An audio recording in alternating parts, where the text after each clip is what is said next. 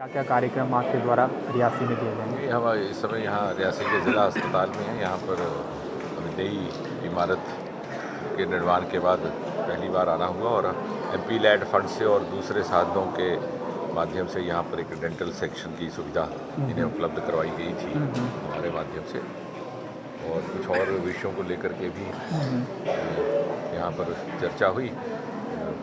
ज़्यादातर मांग ये है कि यहाँ पर स्टाफ का अभाव है। अब हमने जो डेंटल सेक्शन एमपी लैड से यहाँ पर उपलब्ध करवाई है उसमें एक समय में 2 मरीज़ों का इलाज हो सकता है, परंतु विडम्बना ये है कि डॉक्टर केवल एक है। जो इक्विपमेंट है उसका पूरा पर्याप्त उपयोग नहीं हो पाएगा।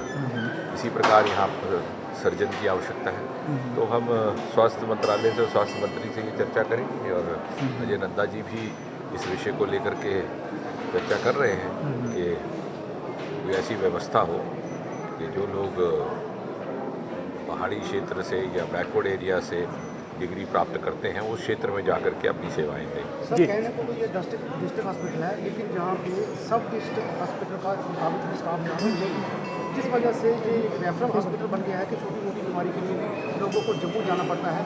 कई लोगों की आर्थिक स्थिति ऐसी होती है कि वो जम्मू नहीं जा सकते। तो काफ़ी समय से लोगों की डिमांड है जो कि पूरी नहीं हो रही है। निश्चय ही ये आपकी चिंता बिल्कुल उचित है और यही बात हमने रखी है सीएमओ साहब के आगे भी, और मंत्री जी अजय नड्डा जी भी इसको स्वास्थ्य मंत्री के साथ लेंगे, क्योंकि जो हमारे पास यहाँ पर सुविधा उपलब्ध है उसके अनुकूल भी डॉक्टर्स की संख्या में अभाव है। और जैसा मैं अभी उदाहरण दे रहा था कि एमपी लैड की ओर से हमने जो डेंटल सेक्शन आधुनिक ढंग की स्थापित की है, वहाँ पर एक समय में साथ 2 मरीज़ों का इलाज हो सकता है। परंतु विडम्बना ये कि डॉक्टर है, तो इतना खर्चा करने के बाद भी यदि हमारे पास जो इक्विपमेंट उपलब्ध है उसका पर्याप्त उपयोग ना हो तो ये कहीं ना कहीं चिंता का विषय भी है और इसमें हमारी जिम्मेवारी भी है। सर, 2 चुनावी वादे थे जो लोकसभा और विधानसभा के चुनाव के दौरान भाजपा द्वारा लोगों से किए गए थे। पहला NHPC की जो सलाल प्रोजेक्ट की बिजली थी वो रियासी को देने की बात हुई थी, और दूसरा केंद्रीय विद्यालय स्कूल रियासी में खोलने की बात की गई थी। तो इन दोनों वादों पर बीजेपी का अभी तक बीजेपी ने क्या कदम उठाए हैं? केंद्रीय विद्यालय को लेकर के थोड़ी बढ़त हुई थी। जो पुराने यहाँ पहले डीसी थी चौहान, उन्होंने किया भी था और उसका मेरे ख्याल से क्रम अभी चल रहा है और उसका निश्चय ही उसमें कुछ ना कुछ प्रगति होगी।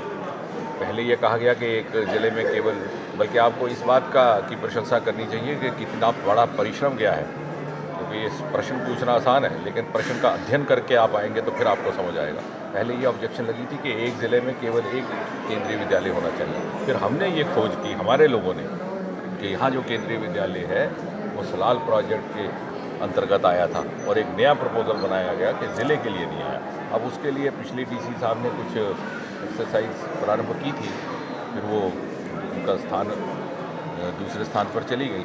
अब उसको फिर से लैंड एक्विजिशन का विषय है, उसमें उसको लेकर के किया जा रहा है। और जहाँ तक NHPC का संबंध है, NHPC के सहयोग से काफ़ी पहले से अधिक हमें अभी अलग अलग किस्म की सुविधाएं बिजली के अतिरिक्त भी, अभी जो एक सड़क का निर्माण हुआ है जिसका अभी हम निरीक्षण करने भी जाएंगे, वो भी NHPC के माध्यम से हुआ है। उसको हमने चैनलाइज करने का प्रयास किया एक सांसद के तौर पर भी, कि जो NHPC के माध्यम से जो CSR के फंड्स होंगे उनका वितरण भी इसी क्षेत्र में। पहले क्या हो जाता था कि कोई अपने नल से कोई नेता